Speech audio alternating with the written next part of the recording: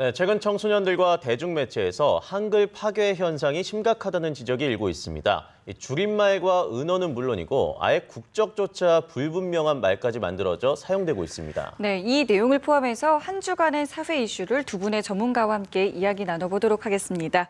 네, 오늘 최영일 시사평론가 박지훈 변호사 나와주셨습니다. 안녕하세요. 안녕하십니까. 안녕하십니까.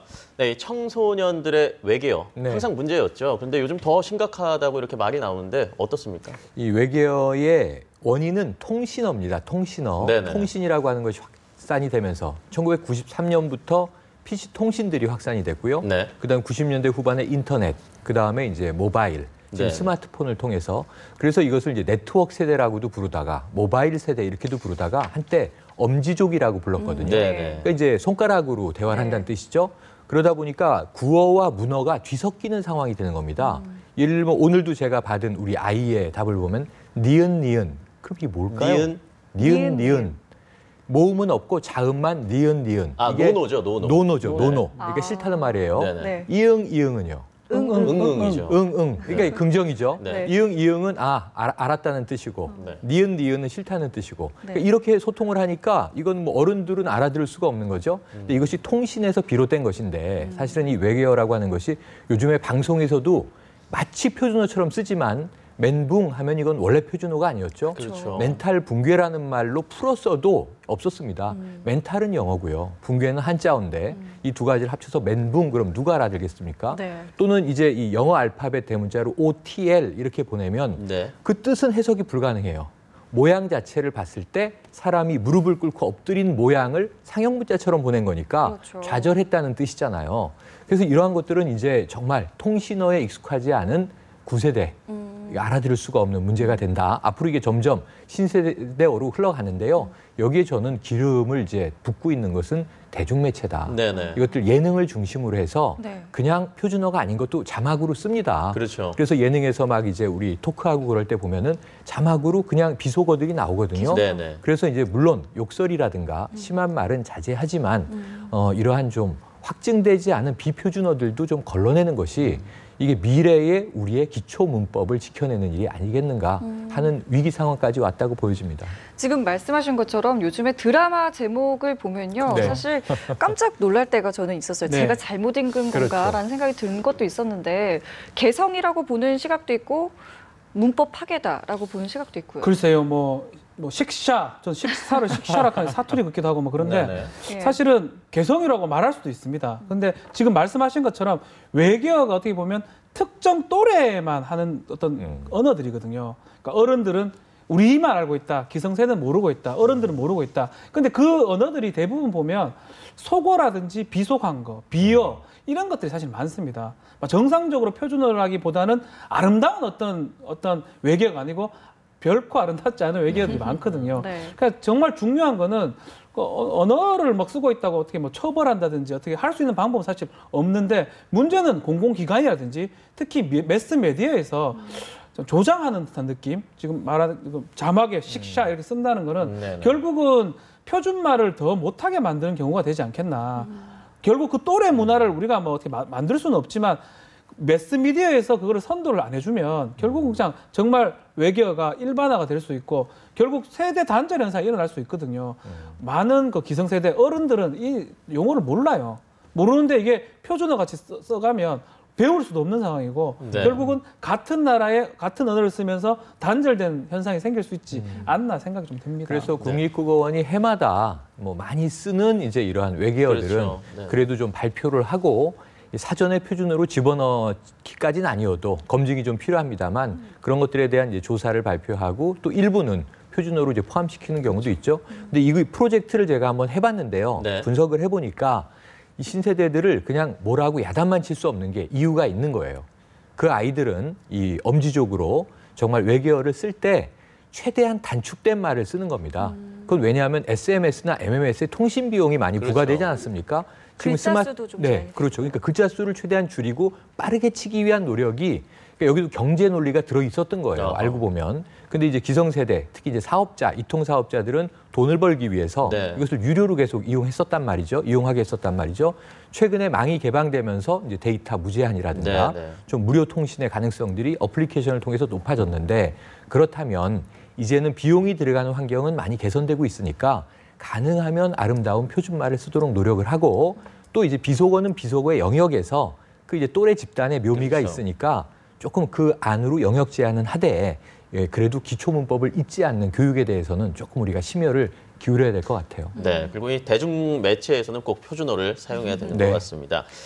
다음 얘기를 좀 나눠보겠습니다. 앞서 인터뷰 영상도 잠깐 보셨는데요. 8년 전에 학력 위조와 공직자와의 스캔들로 떠들썩했던 신정아 씨가 큐레이터로 복귀했습니다. 맞습니다. 8년 전 이 사건을 간략하게 좀 정리해 주시죠. 그러니까 2007년도였죠. 참여정부 후반이었는데 사실은 이 신정아 씨가 뭐 고위공직자와 스캔들이 터진 겁니다. 그래서 내연의 관계다라고 하는 문제가 이제 벌어졌었고요. 근데 여기에 이제 더 큰 문제는 뭐냐면 신정아 씨가 본인의 학력을 속이고 상당히 높은 위치까지 갔었어요. 그러니까 동국대학교에서 조교수를 맡았었고요. 심지어는 그 큐레이터 활동이 본업이긴 했지만 성공미술관이라든가 여러 군데 큐레이터를 맡았었는데 이 광주 비엔날레라는 우리나라를 대표하는 그 예술 행사에 공동 예술 감독까지 맡는 등 굉장히 이제 그 젊은 나이에 비해서는 굉장히 높은 위치에 있었던 거죠. 그럼 저 사람이 어떻게 그렇게 됐느냐? 그러니까 예일대 박사였다는 거죠. 근데 문제는 그 박사학위가 위조로 드러났고요. 심지어는 캔사스대에 가서 미술을 전공한 건 사실이지만 학사도 졸업하지 않고 중퇴했다라고 하는 사실이 밝혀지면서 그렇다면 어떻게 이 인물이 이런 위치까지 올라올 수 있었으며 고위공직자와의 스캔들은 뭐냐 해서 굉장히 사회적인 논란이 컸습니다. 결국은 이제 학력 위조했으니까 사문서 위조 그리고 또 이제 업무 방해 마지막에는 이제 횡령건까지 터지면서 18개월간 옥살이를 하고 보석으로 결국 석방이 됐는데요. 2009년에는 자신에 대한 세간의 사건들을 책으로 냈어요, 본인이. 화제에 또 불을 지폈는데 여러 정치인이 거론됩니다. 4001이라고 하는 재밌는 제목의 책인데 이게 자신의 죄수, 수임 번호였죠. 이것이 이제 2007년부터 쭉 이어졌던 스캔들의 내용이었죠. 자, 이렇게 책도 내고 사실 뭐 방송 출연도 했습니다만 대중의 시선이 그렇게 곱지만은 않았습니다. 그렇죠. 책도 이제 4001 냈었고요. 그러고 이제 방송을 계속 타진을 했었습니다. 그러니까 실제로는 어떤 드라마에 출연할 뻔도 했었고요. 근데 결국은 대중의 시선이 싸늘하다 보니까 방송에서는 결국 복귀를 못 했고 요번에 이제 8년 만에 본업이라고 할 수 있는 큐레이터로 이제 복귀 아닌 복귀가 되는데 방송 같은 경우는 여론을 봐야 되거든요. 그래서 결국 두세 번 시도를 했는데 못한 거고 큐레이터 같은 건 어떤 사적인 전시 같은 경우는 조영남 씨하고 주선이 돼가지고 하는 건데 이 경우는 뭐 복귀라고 볼 수도 있고 아닐 수도 있지만 결국 뭐 큰 문제가 없다고 보고 요거는 어떻게 보면 내일 아마 전시가 될 걸로 보입니다. 네. 뭐 이 대중들 뭐 죗값을 치렀으니 이제 괜찮다 아니다 죄를 저질렀는데 이렇게 밖에 나오는 건 안 된다 이런 여론들이 팽팽히 맞섰는데 어떻게 보십니까? 신정아 씨가 아직 나이가 젊어요. 앞으로 창창하게 스스로 먹고 살면서 또 본인이 뭐 원하는 삶을 구가해야 되겠죠.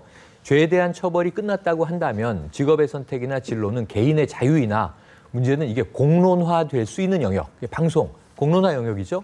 신정아 씨가 뭐 이제 시사 프로그램 앵커를 한다 그러면 거기에 대한 호불호가 너무 뜨겁게 갈릴 거기 때문에 이슈 자체보다는 앵커가 더 이슈가 돼서 문제가 있겠죠.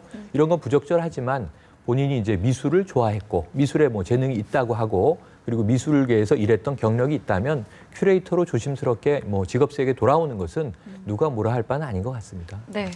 자, 그리고 병역 기피 논란으로 입국이 금지됐던 유승준 씨가 드디어 입을 열었습니다. 뭐 여러 가지 뭐 얘기도 했고요. 눈물도 흘렸고 사죄도 했는데 먼저 어떻게 보셨어요? 무릎도 꿇었죠. 무릎 꿇고 왜 그렇게 했냐에 대해서 막 진지하게 얘기를 했는데 저는 뭐 다른 거는 또 배제를 하더라도 시기가 조금 문제가 있는 것 같습니다. 우리 병역법상에 만 38세 이후로는 이제 병역 감면이 돼버리기 때문에 병역 의무를 이행할 수가 없습니다. 막 이걸 본인이 알고 노렸든 안 그건 알 수가 없지만 결과론적으로 봤을 때는 지금 사죄하는 모습 또 복귀하고 싶다, 한국에 가고 싶다, 그리고 병역 의무 하고 싶다라고 얘기를 하지만 군대는 못 가거든요. 결국은 지금 현역 법상으로는 그런 측면을 봤을 때 지금 어떤 좀 1년, 2년 전에 했으면 군대에 올 수 있기 때문에 그때는 조금 뭐라도 받아들일 여지가 있는데 아직까지도 우리 국민 대중들은 유승준 씨의 진정성이라든지 또 군대를 안 가면 결국 받아줄 수 없거든요. 네. 그런 측면에서는 좀 아쉬운 부분이 아닌가 생각이 듭니다. 저는 이 자체는 사죄를 하고 변명이나 이제 면피일관으로 가는 것보다 남자답게 무릎 꿇고 죄송하다. 지금이라도 갈 수 있다면 가겠다. 해서 좋았는데 문제는 후폭풍이 더 커졌어요. 뭐냐면 병무청하고 두 번째 또 진실 공방이 벌어진 겁니다. 네네네. 39이라 못 가게 된 나이고 말씀하신 대로 38까지가 입대 연령인데 지난해 자긴 가려고 했지만 38살까지 입대가 자신에겐 적용이 안 된다는 통보를 받았다. 자신은 70년대생이고요. 80년대생 이후에 병역법이 바뀐 거여서 자신은 해당이 안 된다고 하더라. 이런 아주 시시콜콜한 해명을 했는데 병무청은 천만의 말씀이다. 이렇게 얘기를 했어요. 네네. 그는 거짓 증언을 한 것이고 지난해까지 갈 수 있었다. 이렇게 밝힌 겁니다. 이게 또 진실공방이 또 불이 붙었고 지금 대부분의 누리꾼들은 이 굳이 국내에 들어와서 이러한 이제 이 여론에도 불구하고 활동을 하고 싶어하는 저희가 뭐냐 여기로 좀 관심이 넘어갔습니다. 재산 도피 문제냐 뭐 여러 가지 네네네. 구설들이 있습니다. 이건 더 지켜봐야 되고요. 네. 또 여기다가 뭐 이재명 성남시장하고 또 설전까지 벌어졌어요. 네네. 유승준 씨 측하고 그래서 이렇게 일파만파되는 상황에서 이 복귀가 가능하겠는가? 한참 더 자숙을 해야 되겠다. 시간이 지금 유승준을 위한 타이밍이 아닌 것 같습니다. 네. 10년 넘게 굉장히 국민들이 이 스티브 유 씨 때문에 네. 피로합니다. 지금 또 필요하게 된 네네. 거죠. 네.